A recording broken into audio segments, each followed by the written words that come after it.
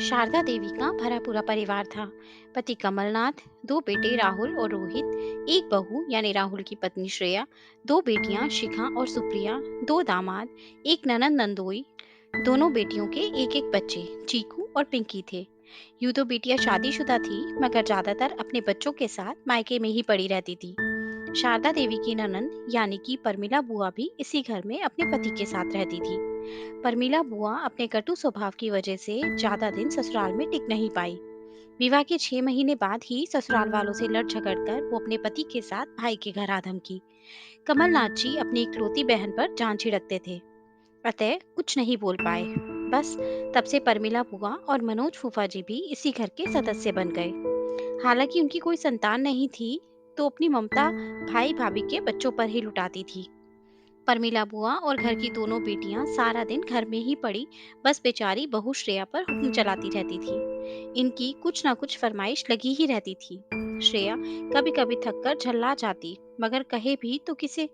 शादी के बाद तुम्हें किसी चीज की कोई कमी नहीं होगी कहकर नौकरी छुड़वा दी गई। पति बहनों के बारे में कुछ नहीं सुन सकता था, और सास तो सब कुछ देखकर भी चुप थी। इसी बीच घर के छोटे बेटे की शादी की बात चली। श्रेया बस यही मना रही थी कि कम से कम देवरानी अच्छी मिल जाए। खैर, रोहित की शादी हुई। घर की छोटी बहू बनकर सौम्या घर में आ गई। अब तो दोनों बेटियां सारा दिन सौम्या के आगे पीछे डोलती फिरती। शिखा, सुप्रिया और परमिला बुआ मिलकर श्रेया के खिलाफ सौम्या के कान भरने लगी। मगर सौम्या एक समझदार लड़की थी। वो किसी की कही सुनी बातों में आने वाली नहीं थी। उसने देखा था कैसे श्रेया सारा दिन घर के कामों में लगी रहती है, एक मिनट आराम नहीं मिलता था। उस पर ये दोनों दीदियां और बुआ जी हमेशा श्रेया को नीचा दिखाते रहते थे। एक महीना बीतते बीतते सौम्या और श्रेया की अच्छी दोस्ती हो गई। दोनों मिलकर सारे काम खुशी से निपटा लेती थी, फिर बातें करती या नई नई चीजें इंटरनेट से सीखती। घर की बेटियों और बुआ जी से बहुओं की ये खुशी बर्दाश्त नहीं होती थी। वो तीनों पूरा प्रयास करती कि कैसे इन्हें परेशान करें। एक बार सौम्या ने श्रेया से पूछ लिया, दीदी, आप इन लोगों की बातों का कोई जवाब क्यों नहीं देती? कितना परेशान करती हैं ये हमें, खासकर आपको। इस पर श्रेया बोली, कहीं भी तो किससे? मुंह भी खोला तो घर में क्लेश मच जाएगा।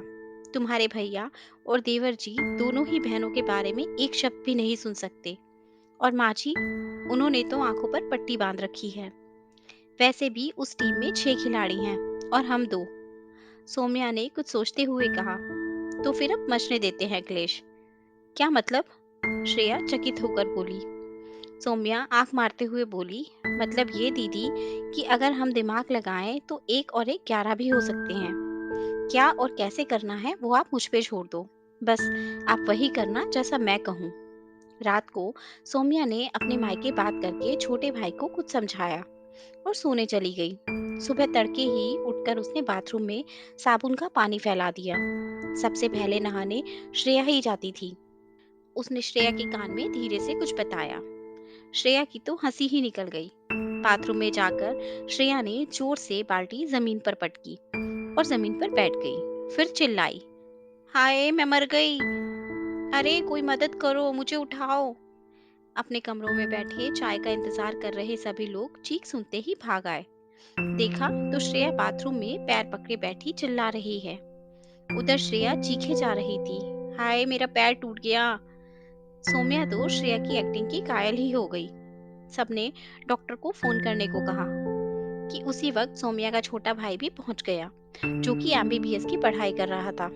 उसे तो सौम्या ने रात को ही सब समझा दिया था। वो आते ही बोला, अरे मैं भी आधा डॉक्टर बन चुका हूँ, इतना तो मैं ही चेक कर लूंगा। आधे डॉक्टर साहब ने हल्का सा पैर इधर उधर घुमाकर देखा और घोषित कर दिया कि जबरदस्त मोच आ गई है। कम से कम 10 दिन तो बिस्तर से पैर नहीं उतारना चाहिए। कुछ दवाएं भी बता दी, मलहम लगाने और गर्म पट्टी बांध कर रखने के निर्देश भी दे दिए। अचानक शारदा देवी को ध्यान आया तो पूछ बैठी, बेटा तुम सुबह सुबह यहाँ कैसे? खबर भी नहीं दी तुमने आने की।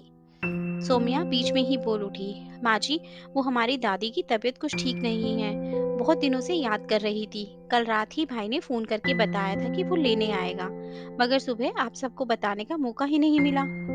सौम्या आगे बोली, अब मुझे 4-5 दिन के लिए जाना ही पड़ेगा और दीदी को भी बेड रेस्ट करना है। तो क्यों ना मैं इन्हें भी जाते हुए रास्ते में इनके मायके छोड़ती जाऊं। दीदी का मायका रास्ते में ही पड़ता है। शारदा देवी दोनों नंदों और बुआ जी को तो मानो सांप सूंघ गया।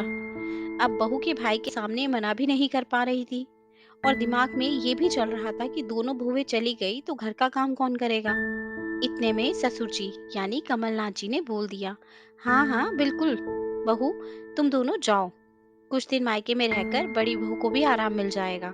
बहुत अच्छा विचार है। सौम्या और श्रेया की आंखों में चमक आ गई। मगर घर के काम, परमिला बुआ बोली, अरे दोनों बेटियां हैं तो ये कर लेंगी मिलकर।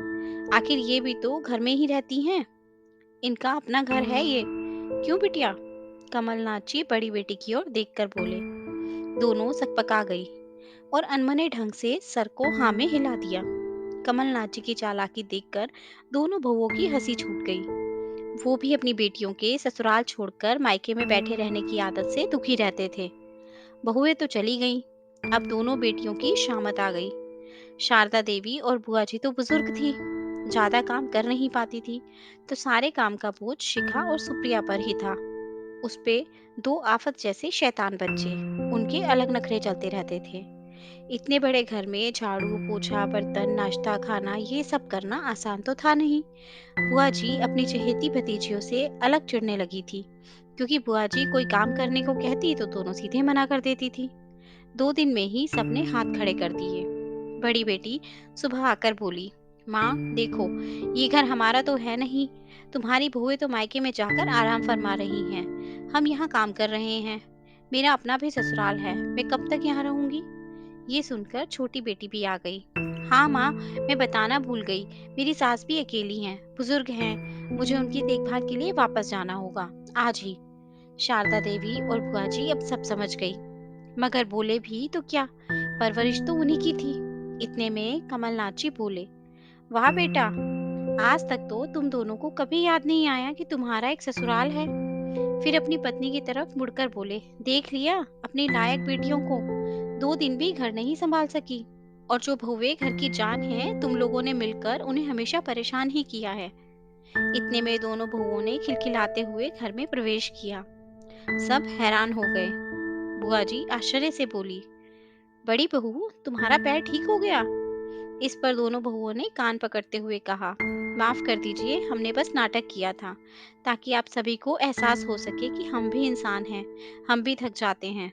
मगर जैसे ही कल रात पापा जी ने फोन करके बताया कि हमारे पीछे घर की क्या हालत है, हम खुद को वापस आने से रोक नहीं पाए। दोनों बेटियां शर्मिंदा सिर झुकाए खड़ी थी। बुआ जी और सासू माँ भी चुप थी। कमलनाथ जी बोले, अच्छा, तो ये देवरानी जेठानी की मिली भगत थी।